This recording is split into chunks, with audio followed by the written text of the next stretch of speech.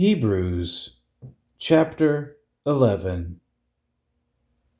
Now faith is the substance of things hoped for, the evidence of things not seen. For by it the elders obtained a good testimony. By faith we understand that the worlds were framed by the word of God, so that the things which are seen were not made of things which are visible. By faith Abel offered to God a more excellent sacrifice than Cain, through which he obtained witness that he was righteous, God testifying of his gifts, and through it he, being dead, still speaks. By faith Enoch was taken away, so that he did not see death, and was not found, because God had taken him. For before he was taken, he had this testimony, that he pleased God. But without faith it is impossible to please him. For he who comes to God must believe that he is, and that he is a rewarder of those who diligently seek him. By faith Noah, being divinely warned of things not yet seen, moved with godly fear, prepared an ark for the saving of his household, by which he condemned the world, and became heir of the righteousness which is according to faith. By faith Abraham obeyed when he was called to go out to the place which he would receive as an inheritance, and he went out, not knowing where he was going. By faith he dwelt in the land of promise, as in a foreign country, dwelling in tents with Isaac and Jacob, the heirs with him of the same promise. For he waited for the city which has foundations, whose builder and maker is God. By faith Sarah herself also received strength to conceive seed, and she bore a child when she was past the age, because she judged him faithful who had promised. Therefore, from one man, and him as good as dead, were born as many as the stars of the sky in multitude, innumerable as the sand which is by the seashore. These all died in faith, not having received the promises,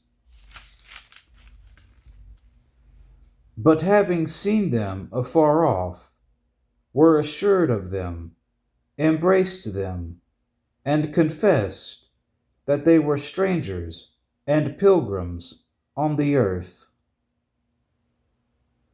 For those who say such things declare plainly that they seek a homeland.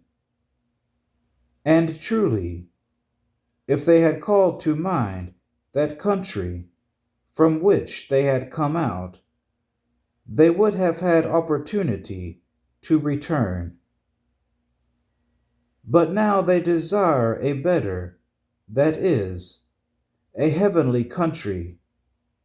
Therefore, God is not ashamed to be called their God, for he has prepared a city for them.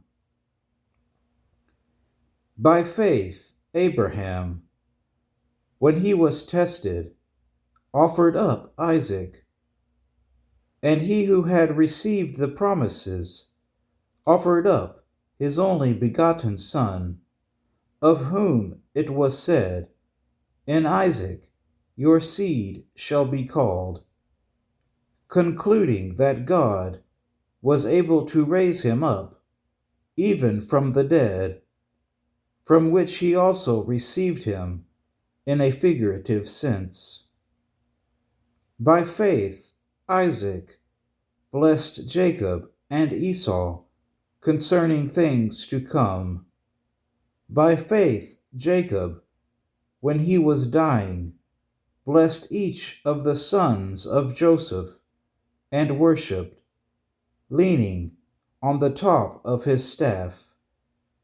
By faith, Joseph, when he was dying, made mention of the departure of the children of Israel, and gave instructions concerning his bones. By faith, Moses, when he was born, was hidden 3 months by his parents, because they saw he was a beautiful child, and they were not afraid of the king's command. By faith, Moses, when he became of age, refused to be called the son of Pharaoh's daughter, choosing rather to suffer affliction with the people of God than to enjoy the passing pleasures of sin, esteeming the reproach of Christ greater riches than the treasures in Egypt, for he looked to the reward. By faith he forsook Egypt, not fearing the wrath of the king, for he endured as seeing him who is invisible. By faith he kept the Passover and the sprinkling of blood, lest he who destroyed the firstborn should touch them. By faith they passed through the Red Sea as by dry land, whereas the Egyptians, attempting to do so, were drowned. By faith the walls of Jericho fell down after they were encircled for 7 days. By faith the harlot Rahab did not perish with those who did not believe, when she had received the spies with peace. And what more shall I say? For the time would fail me to tell of Gideon, and Barak, and Samson, and Jephthah, also of David, and Samuel, and the prophets, who through faith subdued kingdoms, worked righteousness, obtained promises, stopped the mouths of lions, quenched the violence of fire, escaped the edge of the sword, out of weakness were made strong, became valiant in battle, turned to flight the armies of the aliens. Women received their dead, raised to life again. Others were tortured, not accepting deliverance, that they might obtain a better resurrection. Still, others had trial of mockings and scourgings, yes, and of chains and imprisonment. They were stoned, they were sawn in two, were tempted, were slain with the sword. They wandered about in sheepskins and goatskins, being destitute, afflicted, tormented, of whom the world was not worthy. They wandered in deserts and mountains, in dens and caves of the earth. And all these, having obtained a good testimony through faith, did not receive the promise.